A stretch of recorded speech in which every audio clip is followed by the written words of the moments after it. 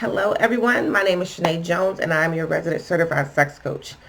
I have been talking to you about the holidays and things to consider during the holidays. And we talked, first video was in general. Last video we talked about Christmas and some gift ideas. And today we're talking about coming into the new year. And coming is spelled C-U-M-M-I-N-G. So, like kissing under the mistletoe during Christmas, there's a tradition that at midnight during New Year's, you should be kissing somebody. And the thought behind it is that whoever you're kissing at that moment is the person who you'll spend that next year with. I personally believe that's bullshit. But, I'm me. But for those of us who will be single on New Year's, it doesn't mean that we will be destined to be alone for the next year. At least I certainly not. I hope not. And New Year's is important depending on, or New Year's Eve, I should say, is important depending on where you are in life. And so for some of us, regardless of how old we are, we're going to be looking for that next party, that next club, that next social gathering, and we'll be there to be amongst the people. So maybe the thought is that perhaps if I'm out and I am single, maybe I'll meet somebody to bring in the new year with. It's possible. You have others of us who are asleep before midnight, and we will wake up and we will say the new year is Happy New Year or Happy New Day, just like any other day. I do think that most of us at some point will reflect on the year that we had and the year that we want to have. It is better to be honest with ourselves at that point. And, we think about a whole lot of things, but, because you're watching this video, I'm going to ask you, was your sex life the best that you wanted it to be in 2019? And are you willing to do something in 2020 to make it better? If you happen to be a single person and you're not out at the club hoping to just be around socialists and possibly meet somebody to kiss at midnight, if you're just at home and you are reflecting on the year that you've had, don't just sit there and sulk in being at home alone. That a lot of us will do that, and I don't think that it's a good thing. So instead of doing that, you don't necessarily have to be waiting to watch the New York Times Square ball drop. I would suggest you put on some porn and you get out a toy perhaps, or have a drink, put yourself in the mood, and bring in your new year the right way. Feel good about what's going on with yourself right now, and bring in the new year with that same energy that you want to have throughout the year. If that sexual energy of feeling good and being able to orgasm and being in that state of mind is what you want to carry through the next year, do it. So if you need toys, now is the time, because we still have some time before New Year's. They have plenty on Amazon, or go to your local toy store. But drink some champagne. Just again, envision what you want in your future.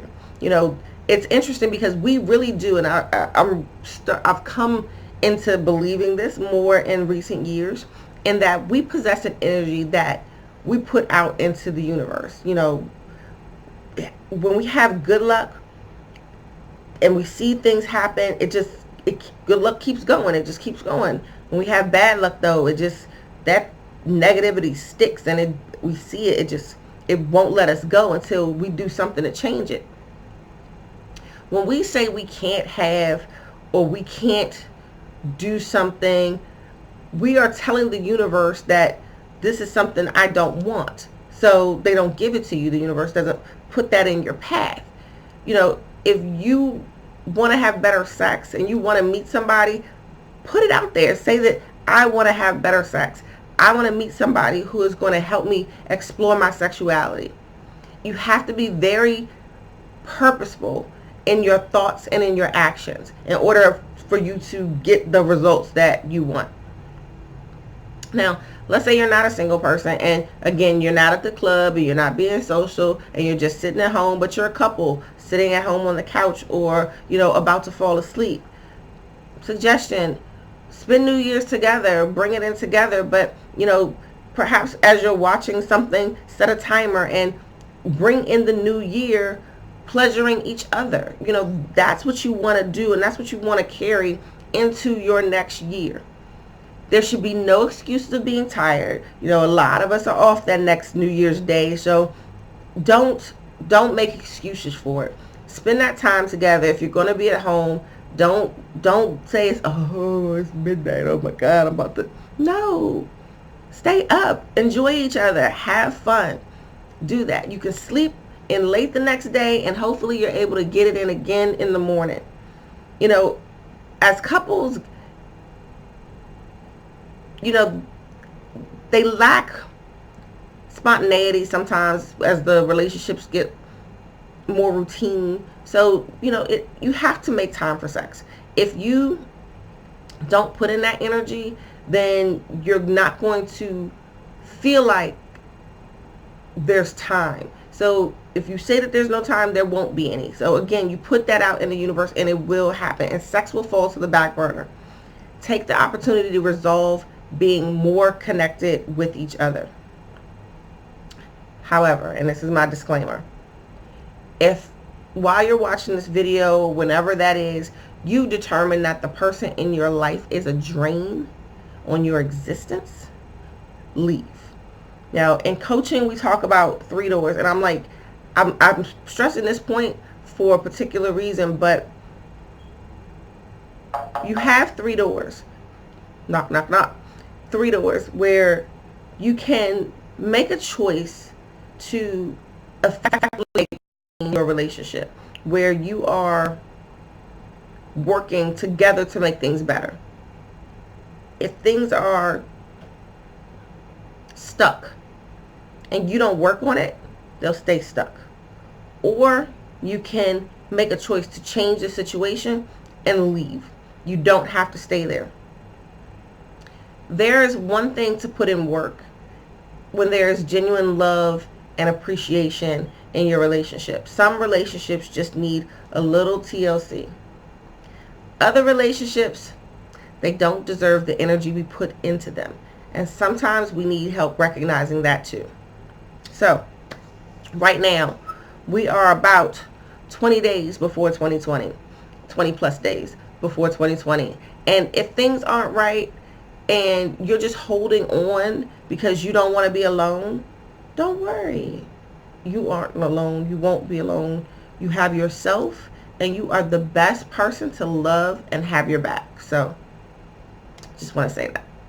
I want to note in general, because I notice this as I speak sometimes. I speak in general terms of heterosexual relationships. I had a young lady ask me if those were the only clients that I dealt with, and the answer to her was no.